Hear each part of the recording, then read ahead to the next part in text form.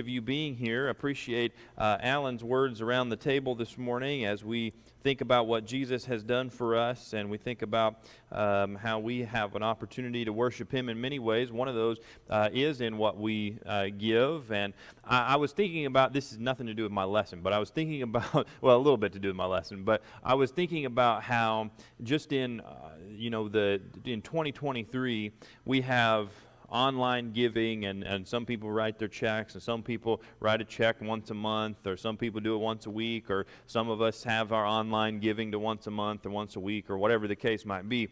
Just if you're using the online giving, this is true of everyone, but this is true of me because I use the online giving. One thing that online giving has as an advantage is you can purpose in your heart and not forget, because the bank is not going to forget that you've set it up. But there is a disadvantage. It's not a disadvantage because this happens when you're writing a check too, but there's a disadvantage, which is that a year can go by without you necessarily thinking about how much you're giving, because you're not necessarily writing it out every week or whatever the case might be. Same thing can happen with your checkbook. You just write the check. But a lot can happen in terms of your income during the course of a year or two or whatever, and it's helpful. I just, in my own life, it's March, I was thinking about, you know what, I didn't really think about in January adjusting what I was doing on the online giving, because it just comes out of the online giving, right? And Alan, a while back, I think it was Alan, one of the elders, made the point of our budget and how if every family unit gave $6 more, I don't know what the number was exactly, $3 more, even lower, okay, $3 more, we could meet the budget, So it's something that is helpful to, this is part of why we do this, right? Part of why we do this is to remind ourselves of what God has done, and also of the opportunities that we have to be a part of it. So just something to think about. We're wrapping up our series about Extreme Home Makeover. We're talking about our families, and we have not built a very good house, okay? If you go back and you look at the 6 lessons that we've done, we have, we put a foundation, we put a roof and walls, but, we don't have the carpet, the TV, we don't have the beds or anything. So don't push the metaphor too far, okay, is what I'm saying. You need more to have a house and a home than the things that we've talked about, but we're winding it down and thinking about one different aspect of a family, and that is the family table. Now, everybody's family is different.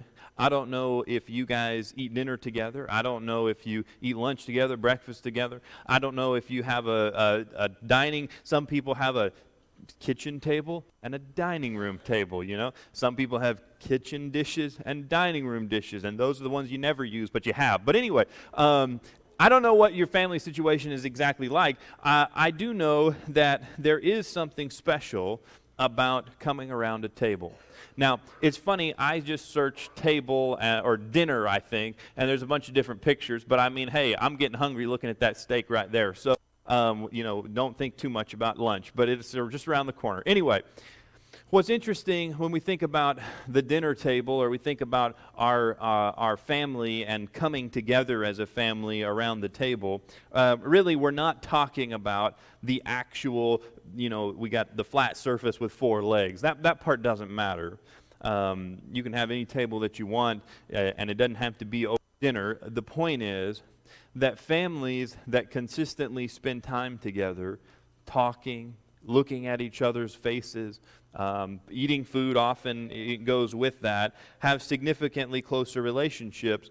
And it's not because there's some kind of magic of having a table. You could have dinner with your worst enemy, and you could not say a word, and you could eat your food, and you could leave. It's not that there's a magic in the table. It's when families come together and intentionally prioritize spending time together over a meal or whatever it is, consistently, there is a big impact in people's lives. For one thing, this is just a little bit of research, but studies have shown that families that consistently make time to eat together have, there's many advantages, but they're less likely, the kids are less likely to be overweight, more likely to have a positive body image. They tend to be better performers academically. They're less likely to engage in risky behaviors like drug use, drinking, premarital sex, and they're less likely to have behavioral problems at school, and also are less likely to suffer from depression. So there's a whole lot of things there, and we would all want that for our children. Again, the point is not dinner has to be at 6 o'clock and everybody's got to be present every night for you to have a successful family. That's just not the reality in terms of both the research and also in terms of people's lives. Some of you probably work in the evening times. Some of you may work, 3 shifts on, 4 shifts off, whatever the case might be. We're not trying to it's not about making a rule of at this time we eat together. The point is simply that if families prioritize coming around a table, and you don't have to have, the steak of steaks up there, to have a good dinner together, but if you're coming together and you're going to have a meal together, when I serve dinner, this is what I found in a lot of the pictures, was a picture of food on a table. But really, it's not about the food, it's not about the room and the table. The point is the relationships, the prioritizing of relationships that happens when we come together. That's part of the reason why the table is such a significant image, symbol, metaphor, whatever, symbol in the ministry of Jesus. Jesus is constantly reclining at the table and inviting people to come and share a meal with him. In fact, it's when he's at the table that the tax collectors and the sinners gather around him, and the Pharisees say, "How dare he eat with those kinds of people?" Because for Jesus, there's room for people at the table, and it's about the relationships that are formed at the table. Now, I'm not going to talk about Luke 24 very long because I've given at least one lesson on it in the past. But in Luke 24, it's just one of the most near and dear stories to me is Jesus' encounter with the two on the road to Emmaus, and how Jesus reveals his identity to them, not in what he says, not in, he gave them this great piece of literature that they were going to take to another church or, start a church. He revealed himself to the two after his resurrection through a meal. When he was at table with them, he took the bread and blessed it and broke it and gave it to them. And after Jesus is gone, after they recognize it's Jesus, they say, "Didn't our hearts burn within us? Didn't we have some knowledge of who he was?" But when he broke the bread at the table, that's when we knew that he was Jesus with us. I want to think not about the Lord's Supper table. Well, I do want us to think about the Lord's Supper table, but I want you to think about how your dinner table is, in a sense, a little Lord's Supper table. Because when we come together as a family for dinner, it's kind of like when we come together as a church for dinner. When we come together as a family, I'd like to show you basically 3 aspects of a table, all coming from Luke 24, verse 30, that apply to our lives and then, in a sense, also to the Lord's table. The first thing that Jesus did when he's there with the 2 men on the road to Emmaus in Luke 24 is he blessed the bread. If you think about the dinner table as a place of blessing in your house, when we think about blessing our food, somebody wants to say the blessing, we think of prayer, "Dear God, thank you for our food, thank you for the," and that's great. We should do that. That's a good thing. Obviously, we don't need to be legalistic about it because the Bible is not, but it's important, actually, for us to consistently remind ourselves of where our blessings come from. But I want to read from you what was probably something similar to the type of blessing that would have been said in Jesus' time for food. It's a statement of blessing to God. "Blessed are you, Lord our God, ruler of heaven and earth, who brings forth bread from the earth." I don't know if you've seen anything like The Chosen or some dramatization of the time of Jesus, but what you'll find is the people doing that for a lot of things, calling in some aspect of their lives and thinking about it in relationship to God. Blessed are you, the Lord, the God of all the universe, who in this case calls bread from the earth, but in others, who brings forth rain, who a way of observing what's happening in your life and realizing that it shows something about your indebtedness to God, something about your relationship to God as the creator and the sustainer of life. You know, when we think about the table as a place of prayer, a place of blessing for food, we think about when we come together as a family, it's important for us to remind ourselves as a family that every good and perfect gift comes from above, from the Father of lights, with whom there's no variation or shadow of change. When we come together as a family, we have an opportunity to pause together and to look up to God and to be grateful for what God has given to us. And rather than thinking of it as a duty, well, we got to say our prayer today, we get to see it, no, not as a duty, but as a joy. To remember what Jesus has done for us, to remember what God has given to us. In a sense, the table can be a centering thing in our lives, something that orients our family. In the chaos of the world, we come together, we share a meal, we look up to God, and we say, thank you, God, for what you've done. The table is a place of blessing. But Jesus didn't just bless the bread, he broke it. And we know that there's a lot of symbolism there pertaining to the Lord's Supper, that Jesus is going to say, my body's going to be broken for you. But we also have an opportunity when we come together as a family to think about our own brokenness, to think about what's not perhaps going the way that we want it to go in our lives, in our days, in our weeks, whatever the case might be. That we have an opportunity to think about the pains of life and to be vulnerable with one another at the table. One of the difficult realities of life is that it's busy. And you could ask anybody how their last week was, and nearly everybody would say, well, it's pretty busy, you know. Life is busy. And in that busyness, it's easy for us to do the bare minimum of communicating. It's easy for us to talk about the bills that need to be paid, or the kids' activities that we need to not miss, or the doctor's appointments, or whatever the case might be. It's easy for us to talk about the logistics, because there's so many logistics that need to be solved in any given day or week that we want to make sure we do that, but we don't necessarily look in as a family. We look up to God, blessing our food, thanking God for what he's done, but we don't always look in and say, here's what's going on in here for me. What's going on in here for you? An opportunity for families to come together and to share experiences about their day. I want to tell you a story of a person who went to a table and they brought their brokenness and they found healing at the table. In John chapter 18, you find Peter denying Jesus. It's a story I don't necessarily need to rehearse. I think many of you are familiar. If you're not, it'd be great to read it. Go to all the Gospels, really talk about it. When Peter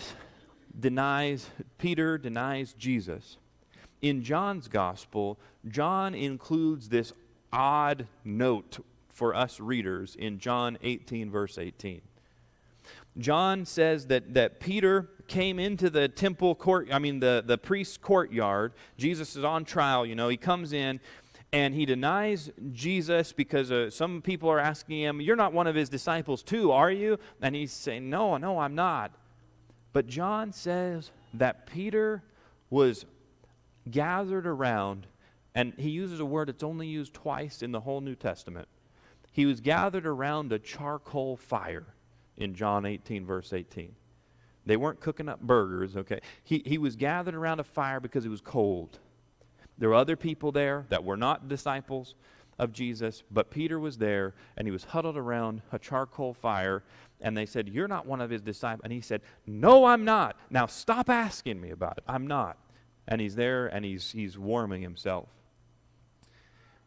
You fast forward in John, the last chapter of John. Sometimes we talk about Jesus' exchange with Peter. Simon, son of John, do you love me? Feed my sheep. We'll get to that in a second. But this chapter opens with the disciples gone fishing. They're out on the sea. They're casting their nets.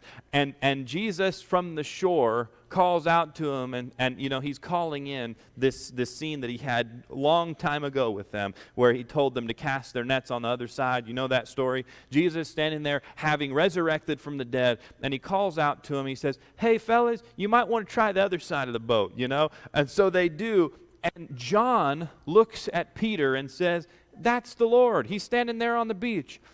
You know what Peter does? Everybody else has got their fish they're pulling in and everything. And think about the transformation in Peter's life. Peter was the fisherman. Peter was the one concerned about him getting on top, And he doesn't say, well, let me get my catch first. Peter said, you guys got this under control. He dives into the water and he just swims onto shore as quick as he can. He runs to Jesus. But do you know what he finds on the shore with Jesus? They got the fish there cooking on a charcoal fire. And Jesus has called Peter up out of the water, and he's called him to have breakfast on the beach. He's called him to a table. And at that charcoal fire in John 18, Peter 3 times denied Jesus as his Lord. And at the charcoal fire of John 21, Peter says 3 times, Jesus asks 3 times, do you love me? And 3 times Peter's given the opportunity to say, yes, Lord, I love you. Lord, you know that I love you. And Peter is going to be given by Jesus his great commissioning, if you will, his reinstatement. Feed my sheep. Take care of my lambs. Watch over the flock. That same Peter is going to later write in 1 Peter, the end of 1 Peter, he's going to talk to elders and he's going to talk about that chief shepherd. And he's going to say, watch over the flock because you got a chief shepherd that's watching over you. At the breakfast table, not the dinner table, at the breakfast table, Peter's able to bring all of this brokenness to Jesus. And Jesus says, why don't you have a bite to eat? We need to talk about some things. Let's get back on the same page together. You know what? That charcoal fire and the fish there is not really the Lord's Supper being taken there. There's a lot of parallels, but he's eating fish, they're having breakfast. That can happen at your house. That could happen at my house. We can consistently take time to talk with one another about what's going on and to gather around as a family and say, okay, I know we got off here, but let's get back on the right track now. I know that I made a mistake or someone said, I know I made a mistake. We have an opportunity to grow and to heal, to bring our brokenness to the table, but at the same time, find healing. Lastly, Jesus, he blesses the bread, he breaks the bread, and then he gives it. If you think about it, what we've talked about so far, we've talked about how at the table we have an opportunity to look up, bless God. We have an opportunity to look in, we see our brokenness. But then we also have an opportunity at our tables to look out into the community. When Jesus had a meal, he was often bringing other people in. He was saying, hey, who can I recline at the table with? Who can I share in these conversations with? And the people that Jesus often called were not the people that people thought that he should be associating with, but he was. But the table is a place not just of receiving from God, not just of healing with one another of what's gone wrong, the gospel coming into our lives as we, in a sense, we are like little Jesuses to one another, right? We're able to forgive and we're able to point each other toward God. But at the table, we have an opportunity to extend an invitation to reach people, to reach a community with the gospel of Jesus Christ. Really and truly, in Acts chapter 2, the secret for the early church growing was not great preaching, although there was some amazing preaching. It really wasn't great worship, although there were some great songs, I'm sure, that were sang. What made the early church so special is their commitment to not going to a church building, their commitment to bringing people to their tables. Jesus, he attracted a lot of followers. Very few followers were attracted to Jesus by his great sermons. In fact, if you read the Sermon on the Mount, pretty controversial. If you read Jesus' sermon in John chapter 6 about his identity as the bread of life, pretty controversial. Everybody but the 12 leave. Pretty controversial. What it kept people coming back to Jesus was the breaking of bread with Jesus at the table. And if we're thinking about reaching our community, it's a wonderful thing to bring a friend to Rose Hill, to the building, and to worship God with them. It's a wonderful thing. But you know what? It may be, perhaps I should say better, but in some ways it's a more effective thing to begin not with an invitation to come for an hour on a Sunday, but with an invitation to come to your home, an invitation to come to your table. And at your table, if your table functions almost like a miniature version of this table, right? A time of blessing, a time of brokenness, a time of inviting and sharing, then you have an opportunity to bring them to the Lord's table. You have an opportunity to bring them to think about and to consider what Jesus has done in our lives. The table, then, is a place of looking up, of looking in, of looking out. And the question really becomes, how are we using our homes? Really, that's the question of the table. The question of the table is, in what ways is life happening to us? And in what ways are we living out our faith in our lives? In what ways are we actively looking to regularly and consistently have rhythms of gratitude toward God, blessing? In what ways are we consistently communicating with one another about our brokenness and about our need for healing? And in what ways are we consistently using the resources that God has provided to us to reach out to other people and to give them an invitation? If we're doing those three things actively in our families, I can tell you our families are going to be becoming healthy. They're going to be growing. But I can also tell you that it's going to lead to a healthy church. Because that's what we're doing at church. That's what we're doing when we gather together, I guess I should say, as an assembly of believers. Blessing, looking up, brokenness, looking in, and looking out, inviting, giving, saying, come and hear what we have to say, or rather what Jesus has to say through his word about what he has done. If you're here this morning and you are acutely aware of your brokenness, you're acutely aware of the things that are not right in your life, and you want us to pray for you about whatever you have going on in the future, and you want to request specifically this morning that we pray for you, maybe you're here and you've not become a Christian yet, and you say, I really need Jesus to make me whole so that in my family I'm able to point people toward God in blessing, to invite others to the table, to help heal others, but I need Jesus to make me whole. I want to be washed in the baptism of Christ. I want to confess him as Lord. The invitation is yours to do that as we stand and sing.